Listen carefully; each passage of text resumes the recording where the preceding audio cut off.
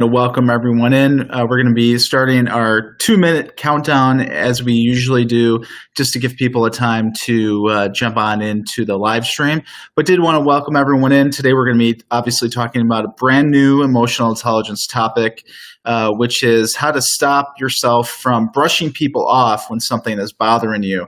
And I think this certainly has something that has to do with lawyers as well as non-lawyers. So just want to welcome everyone in the comments, wherever you're watching. If you could do me a favor, just let me know where you're watching in from tonight and what you're excited about hearing about in terms of tonight's discussion. So we're going to go into our 2-minute warning, and I will see you on the other side.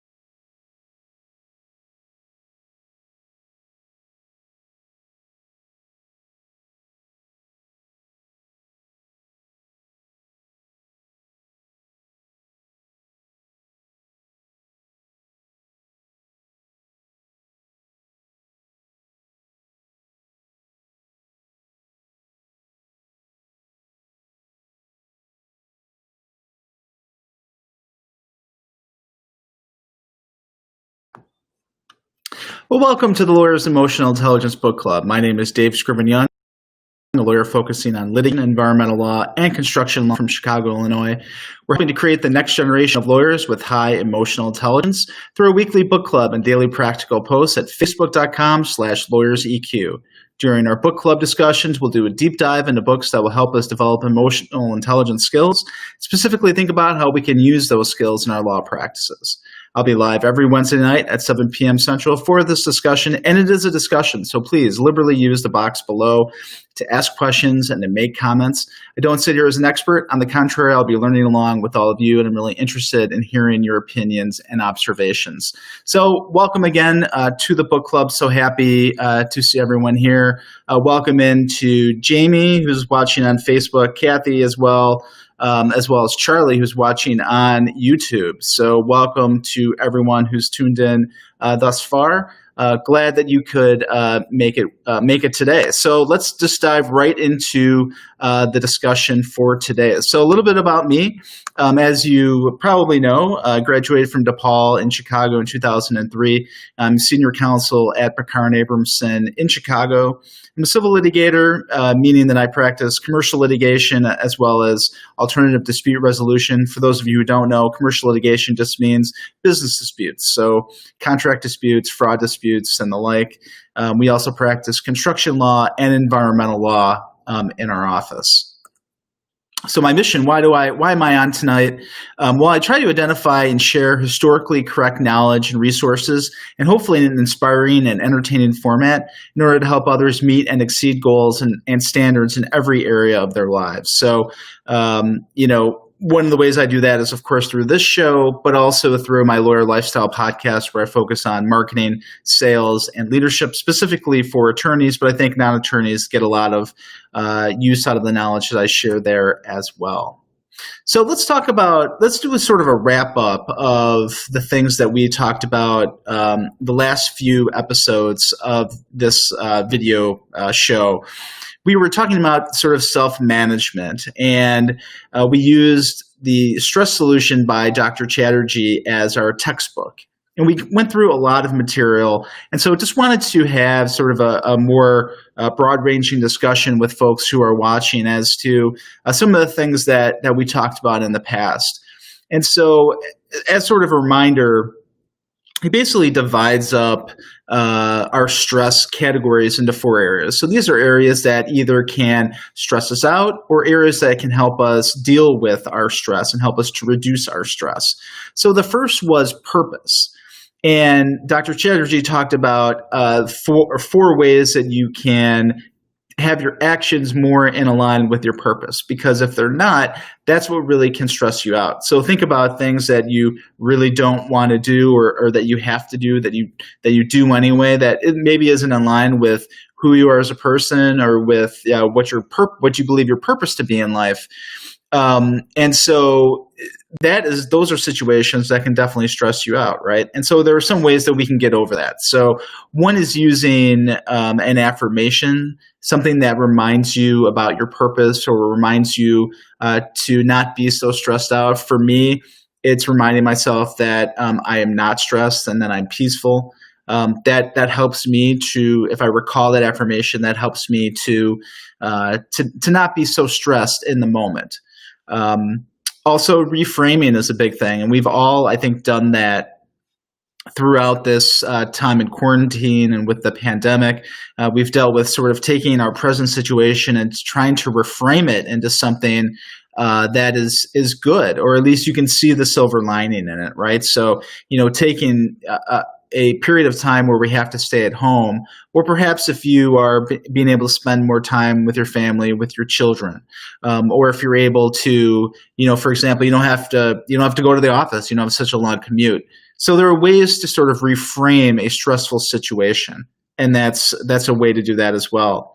The third, of course, is gratitude, and people have talked about, forever, that having a gratitude practice is something that can really help you to deal with a stressful situation or to prepare you for a stressful situation. If you remind yourself of the good things that you have in your life through a daily or a nightly gratitude session.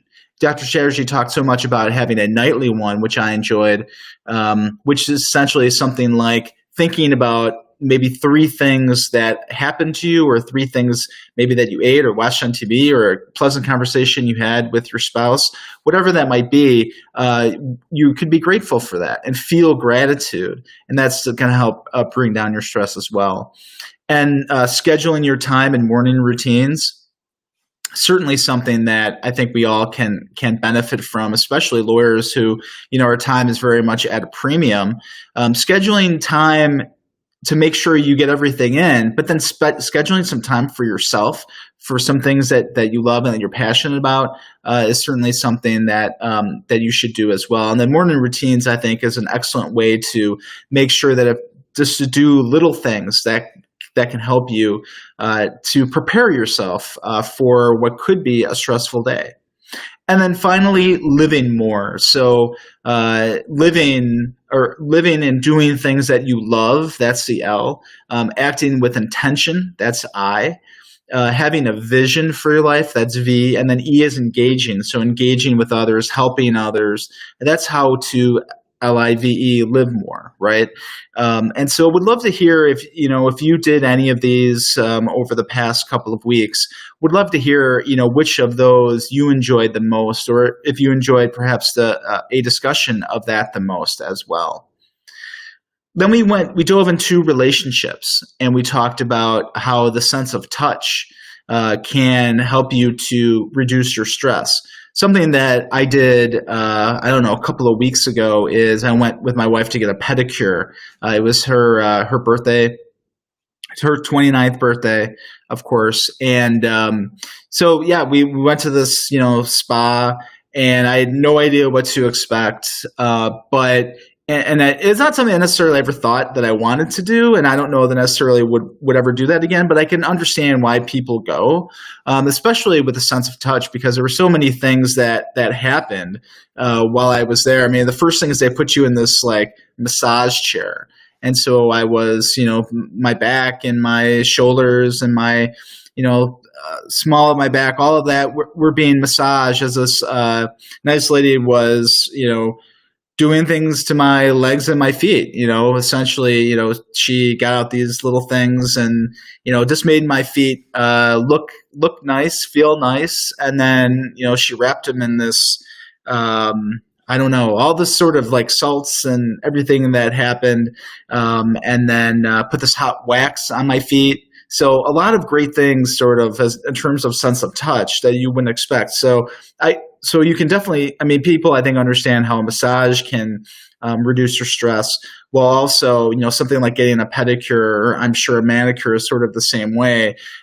Even though you have a complete stranger doing it, it didn't really seem at the time as awkward as maybe I'm explaining it now.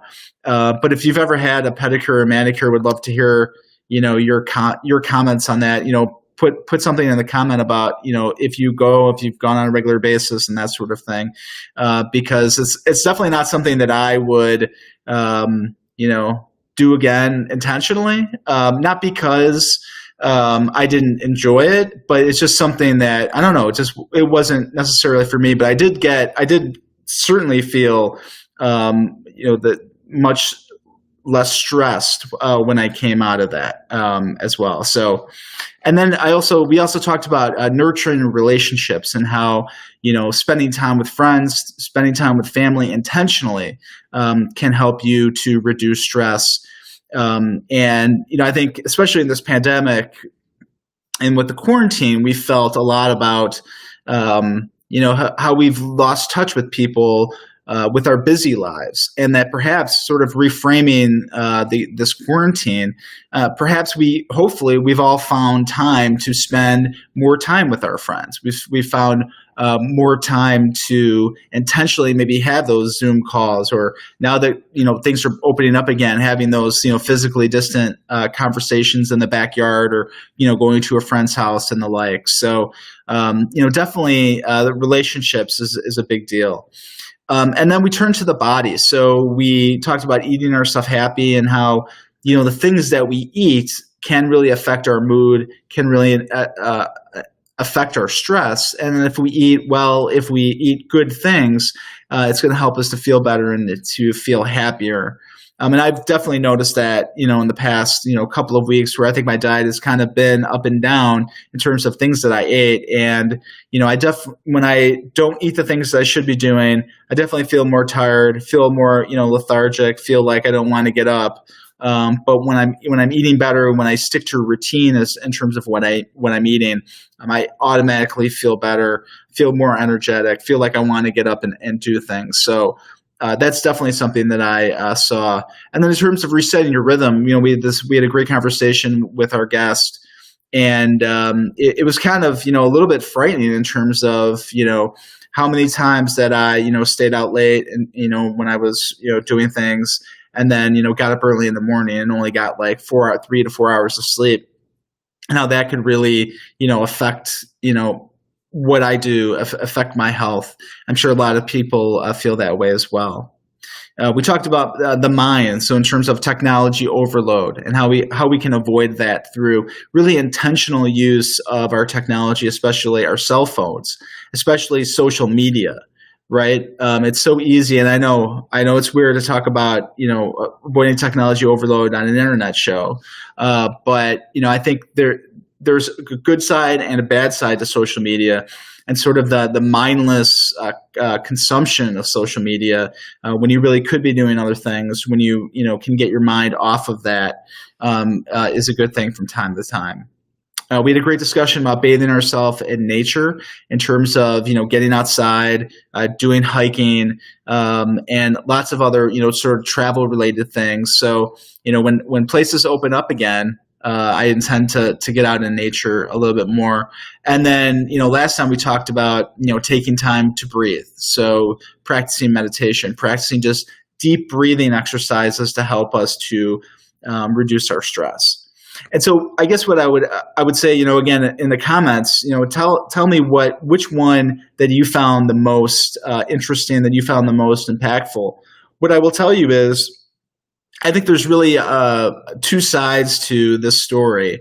One is, when you're stressed out, you can use any one of these things to help reduce your stress.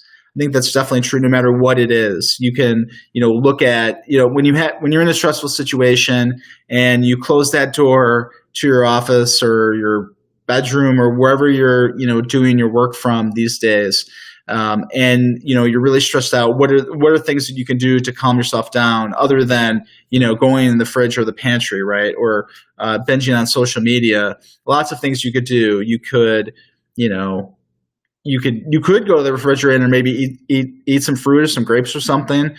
You could practice gratitude. You could look at your situation and try to reframe it. You could talk to a friend or a family member. You could bathe yourself in nature by just perhaps going out in the backyard, or even just looking at a picture on your cell phone. I mean, while I was doing work only a couple of days ago, I turned on some soft music with some nature sounds in the background, some birds chirping, waterfalls, that sort of thing. And I really saw my tension and my stress go down just from doing that, because I was very stressed out, and then I kind of brought myself down a little bit. So I think any of these items I think could be really helpful. But I think there's another side, which is you could really help yourself prepare for your day. Right. I think all of us are looking for kind of that edge, that thing is going to help us sort of put us over and above our competition, whether that's, in our law firms or wherever we are in life. And I think a lot of these practices are good for us because they sort of prime us and get us ready for a stressful situation. Because, as I sort of think about my life and think about, the things that I've done, really, you can't really make progress without some stress, right? If you want to totally get yourself away from stress, I don't think you're not gonna do a lot in life, right? I mean, I think you can still have a fulfilling life, but I don't think you're going to do the kind of things that you want to do. And I think if you're watching this and you're a lawyer, you became a lawyer because you wanted to help people, because you wanted to, get people out of situations. You wanted to help them with an estate plan or with a divorce or whatever. All of that comes with stress. And so all of these things can help us to prepare us to get into those stressful situations. And then once we're done with that stressful situation, can help bring us down. So I think there's a lot of different ways to look at these things. One of that great examples is just the sleep category, because so many ways that we know that the lack of sleep can hurt us, but alternatively, an abundance of sleep, a good quantity and quality of sleep can really help us to move ourselves forward and to get ready for the day, right? If we don't get enough sleep, we're blurry-eyed, we're not in great health, and maybe we walk into a courtroom and whatever we're doing that day, walking into a courtroom, having a phone conversation, doing something by Zoom, whatever we're doing, is going to be a little bit stressful. And so coming into that with a restful presence and a good demeanor, happy demeanor, is always going to be better than walking in, blurry-eyed and tired, right? So lots of ways to sort of think about stress and the ways that we can reduce our stress as well. So we're going to be talking about something new today. We're going to be talking about a new emotional intelligence skill, and that is going to be, how do I stop brushing people off when something is bothering me? And so this topic comes from the Emotional Intelligence 2.0 book, which is a great book. And I think, as I mentioned when we, very first started this video cast, this book club. It started with the idea that, perhaps law school does not teach us all of the skills that we need to know. And I think that's a given. But I think most people think about, like business development skills, which I think this can definitely be a part of. It helps with that. But to me, it's more of the soft skills in terms of emotional skills that they don't teach, right? And so we started off by talking about change and how, a lot of lawyers, me included, are resistant to change. And so that was one of the emotional intelligence skills we worked on. For the last few weeks, we've been talking about stress and how to work through how to reduce our stress, right? And so that's what we talked about that. And today we're going to be talking about a new skill. So again, what I would recommend is, if you haven't yet, go out and buy Emotional Intelligence 2.0. I don't get any, profits, residuals. I'm not an affiliate or anything like that. But what you want to do is take the test that's included in the book, and it will show you. Once you take the test, it'll show you, where your emotional intelligence is high and which you really need to work on. And those are the ones that you want to go through in the book and really work on. And so what I do on this book club is, I took the test, and, those are the top 3 skills that I needed to work on. Stop being resistant to change and accepting change, letting stress get the best of me, and how to stop brushing people off when something is bothering me. Now, I think all of these skills are things that we all need to work on. But these are the ones specifically that most interested me, because these are the ones that I wanted to work on. So let's dive into our conversation about this new emotional intelligence skill. And of course, this comes up, I think, all the time, right? Because it comes with sort of the stress scenario. So you're stressed out about something, something is bothering you, and it could be a number of different things. It could be, I don't know, a judge that made a ruling that you don't agree with, or an opposing counsel who was rude to you, or a law partner who, I don't know, is doing something that's annoying you, not getting their time in, whatever it is that you may be annoyed about, right? And so the question is, so you're bothered by something, and how do you react to that? For people like me, I tend to just brush people off on something that's bothering me, meaning that, I don't want to talk to people. I want to be by myself. And that's not a great thing when you're a lawyer, because you have to deal with people all the time. You have to deal with your clients. You have to deal with judges, opposing counsel, your own, partners, your spouse, your family, your friends, everybody. And the thing about our profession is, you have to deal with people if you want clients, right? Because clients are people. No matter if you represent the biggest business to government organization, there's always, or public interest organization, what have you, there's always a person, one or two people that you have to deal with on a daily basis who are the client, right? That could be a general counsel or a plant manager or a business owner. Whoever it is, you are going to have to deal with that person. And so if you are, bothered by someone and you're brushing people off, you're brushing off your client, that's not a good thing. Or if you're not treating them in the way that you should, that's not great. And they don't teach you in law school how to deal with people. And I think, part of the problem of why, people come out of law school, some people come out of law school being a problem in this area, it's because they don't really give you those type of skills in law school, right? So there were 2 things that I wanted to talk about, and one just an overview, but one I wanted to do a little bit more of a deep dive. One is, so in this Emotional Intelligence 2.0 book, they basically give you your scenario. And again, this is a self-management strategy, right?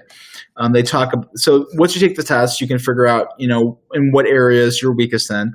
Mine was self-management. And so they give you sort of, okay, well, these are the top 3. So, my third was brushing people off.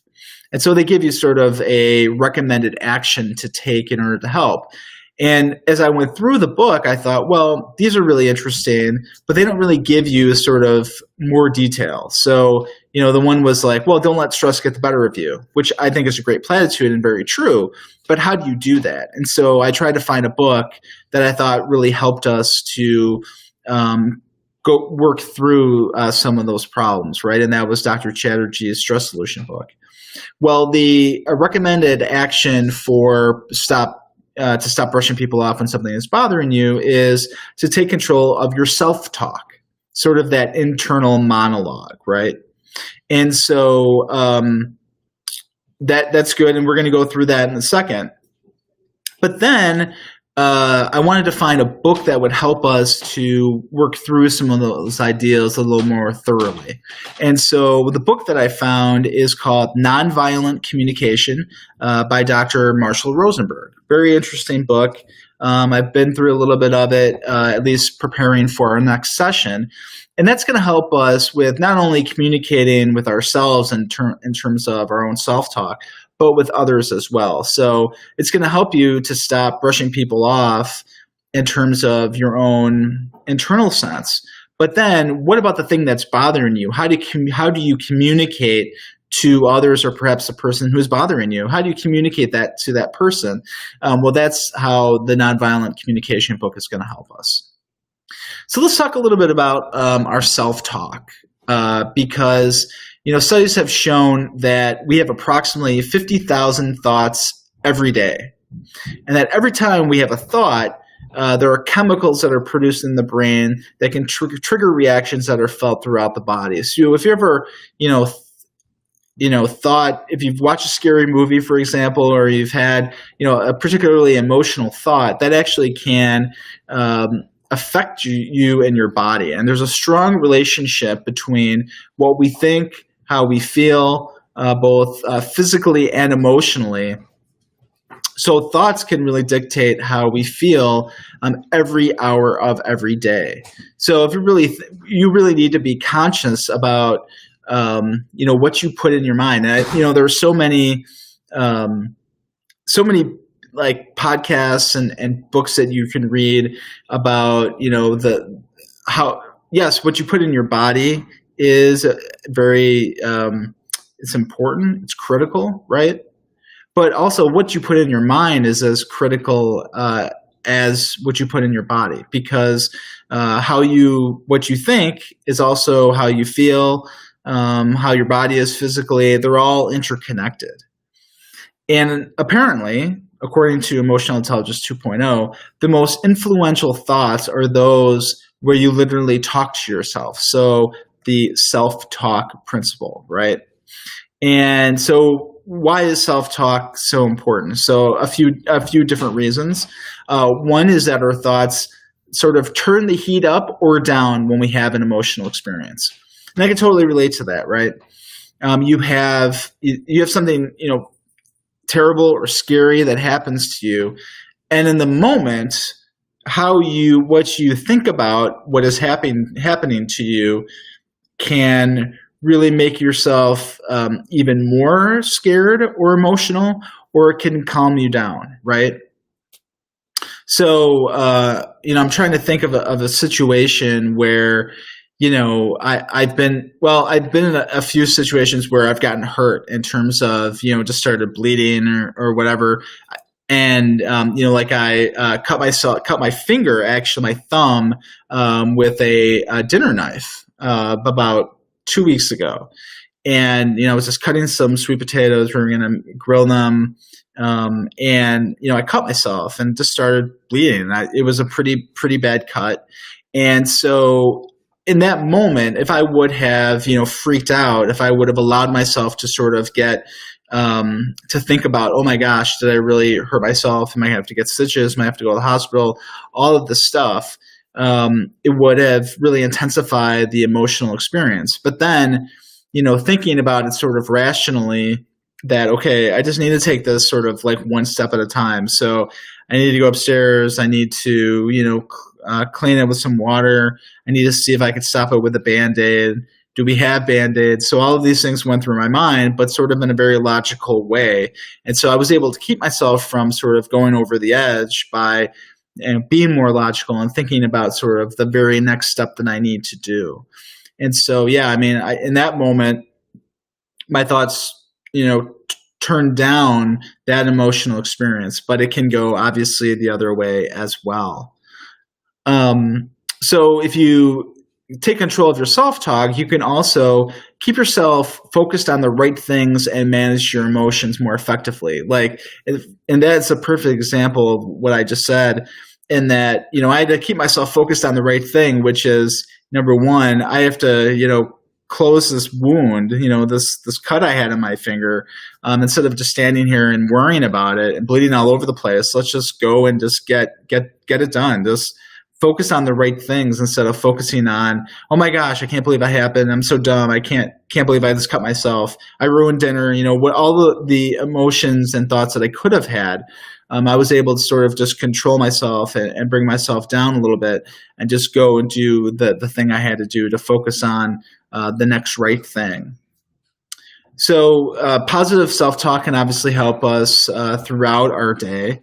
But negative self-talk can hurt us. So it damages our ability to self-manage. So if you don't believe in yourself, if you have self-talk that's demeaning to yourself, that hurts yourself, well, you're not going to be able to manage yourself in any particular way. You're not going to be able to self-manage, right?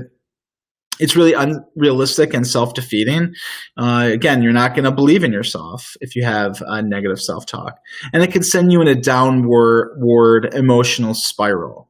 So it could really take yourself from a position where, you're kind of even keel, where you're, able to help yourself. And then you just go down and you just get all down on yourself and you go into this downward emotional spiral. So let's get into ways where to take control of our self-talk. And just wanted to say hello to people who have joined us online. I see that Dan has joined, Kathleen has joined, John, Brian I saw, Steve, Tim, in addition to those other ones that I saw before. So hello and welcome to everyone who has joined. And please, in the comments, let me know if you agree with this, disagree, if you have examples in your own life where you've taken, where you've had a real emotional situation, were able to really, bring yourself down through self-talk, or you intensified the emotions by sort of really getting into it. So would love to see your comments as well. So the first way to take control of your self-talk is by turning the, I always or I never discussions into, just this time or sometimes statements. So, let's just say, you make a mistake, at the office, and perhaps you made a typo in a brief. Let's just keep it real easy. Made a typo in a brief. And, when you see that, perhaps, typos happen, right? But I think people get very perfectionist, very anal, and they might say, well, I always make mistakes in my briefs, or, I never am able to catch everything. Well, let's just turn that into a better self-talk, a more productive self-talk. So, I made a typo in this brief just this time. Or, I sometimes make mistakes in briefs, right?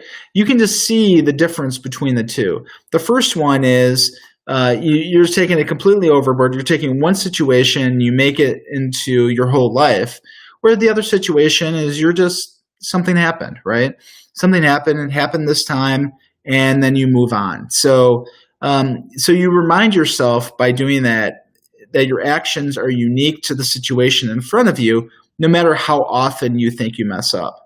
And we think, we all think we're so smart that we're able to recognize patterns in our own behavior, right? And so when we say that, well, I made a typo, I always make typos, I always make mistakes. Well, that's not true. There are plenty of things that you've written over time. You've written emails, you've written letters, you've written briefs probably that have not, did not have a typo. So it's just this time or sometimes, right? It's unique to the situation in front of you. And when you start treating each situation as its own and you stop beating yourself up over every mistake, you'll stop making your problems bigger than they really are. And that's what you're doing through this negative self-talk, is you're really taking one problem or one mistake that you made, and you're making it way bigger than it deserves to be. You're giving it way more credence, way more credit than it deserves in your life. So that's way number one to control your self-talk. Number two is to replace judgmental statements like, I'm an idiot or I'm stupid with factual ones like, I made a mistake. Again, it's sort of the same thing that we talked about with number one, just reminding ourselves that, thoughts that attach a permanent label leave no room for improvement. So if you always make a mistake in your briefs, well, then there's nothing you can do to correct that, right? Because it's always going to happen because you always do it. And that's not true, right? And you can improve your briefs by spell checking, by editing them, by have someone else look at them. So there are lots of ways that you can prevent that from happening again, and using your factual statements that are objective, situational, and it helps you to focus on what you can change. So if you think about it, just like, I made a mistake, how can I stop that from happening again? There are lots of ways to do that. I could have, my partner down the hall or just an email away. I could talk to him and say, hey, can you look at this brief? I just want to have another pair of eyes look at it. Or I can, just myself just have one more reading of the brief before I send it off. Maybe I realize, I usually read it over a few times. I actually only read it over once this time. That because I was under a deadline or for whatever reason the client needed to see it, and therefore I wasn't able to look at it the usual amount of times that I do, and therefore there was a mistake in the brief, right? So it helps you to focus on what you can change in your behavior.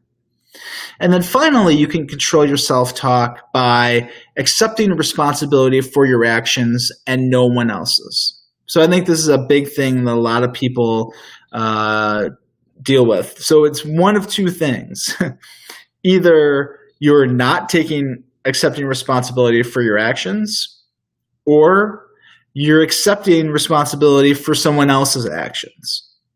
So you think about, that you can't control the actions of other people. So you shouldn't accept responsibility for the actions of other people, right? And so what they say in this Emotional Intelligence 2.0 is that it's really commendable to accept responsibility for yourself and for your own actions, but not when you carry someone else's burden. And so there are lots of things that, you're not responsible for that perhaps a friend or a family member or someone you work with, they're responsible for that, not you. And so if they make a mistake or they do something that annoys you, there's not really anything you can do about it, and you shouldn't take responsibility for someone else's bad act. Likewise, if you're always blaming other people, perhaps it's time to take responsibility for your own part.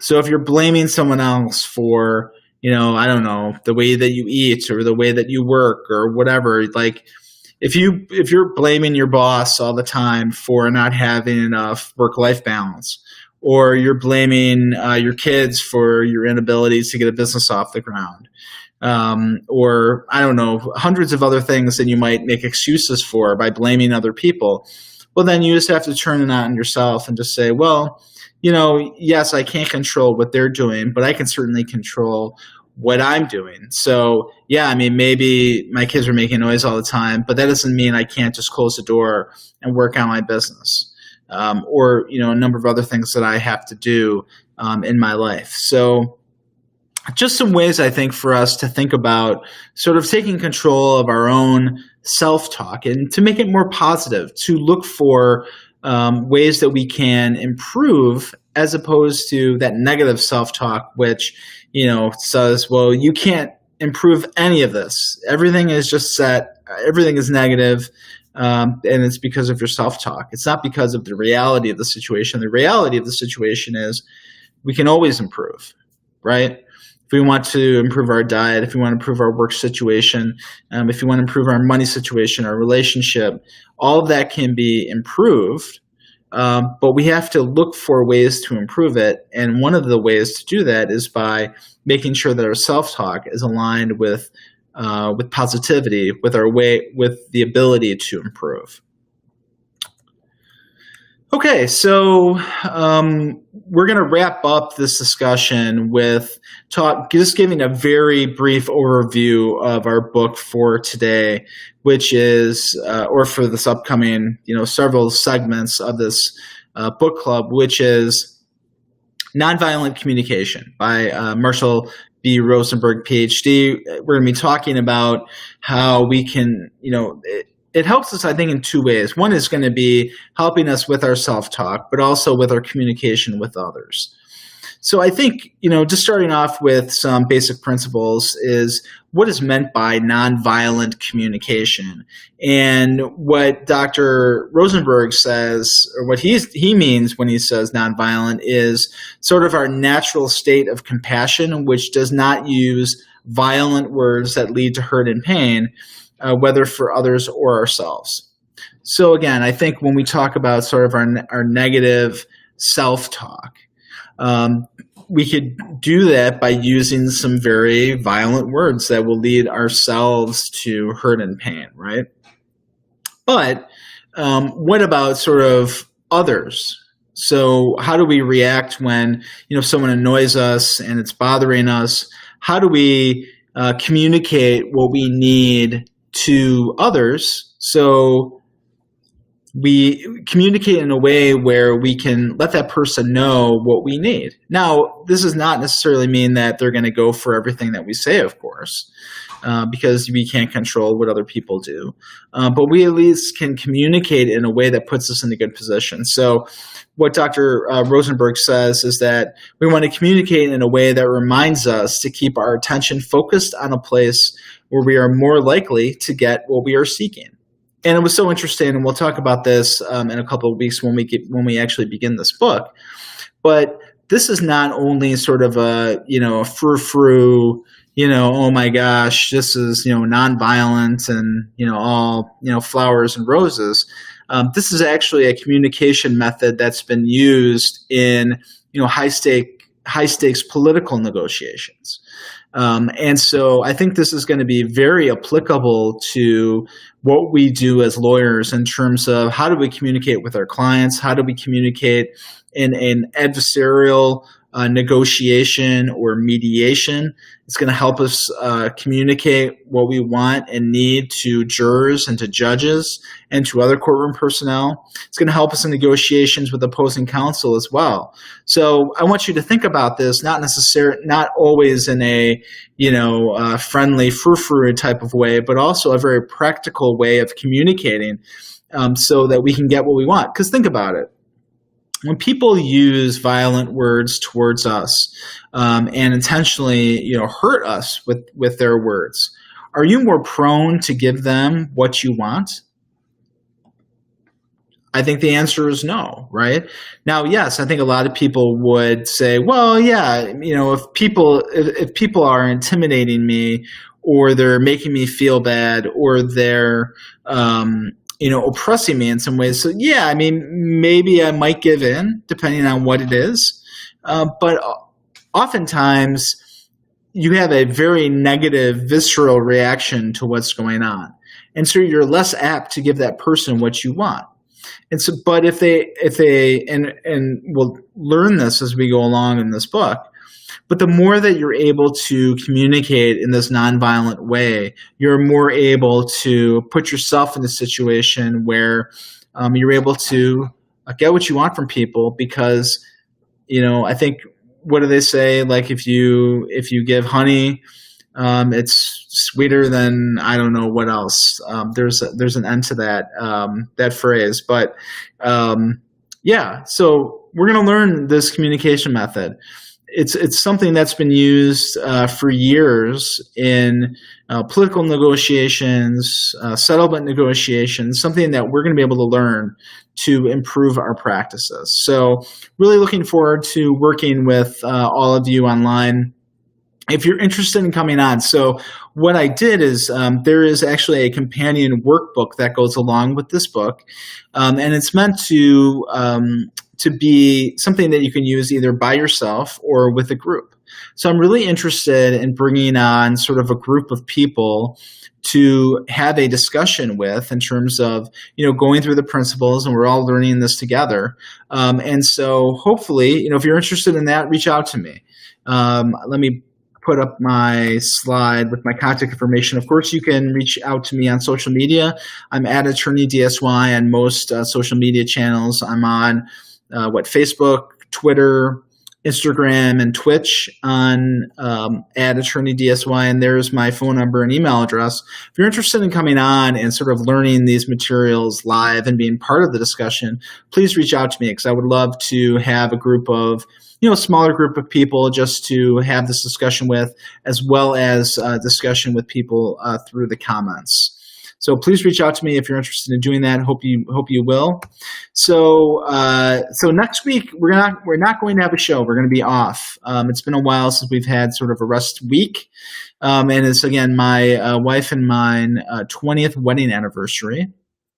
So we're very excited about that. We're going out of town.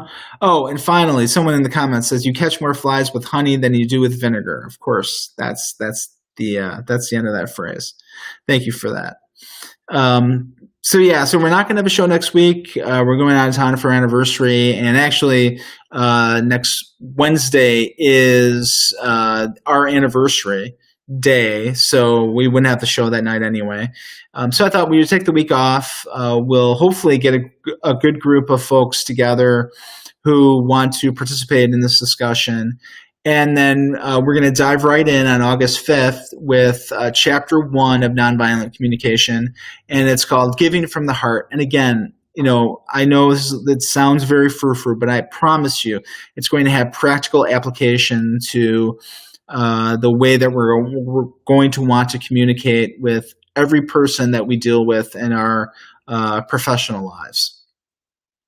And so we're going to go through the introduction, and then we're going to go through the overview of the components and process of nonviolent communication. So that's what we're going to be doing on August 5th.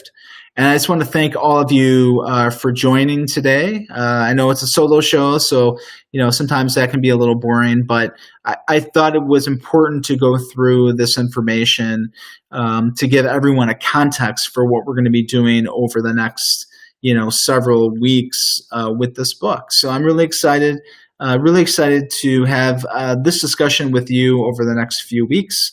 And just remember, everyone, that emotional intelligence is necessary for all lawyers, and we can learn these skills together. So thank you, everyone, again for joining me, and I will see you on August 5th for a continuation of this book club with Nonviolent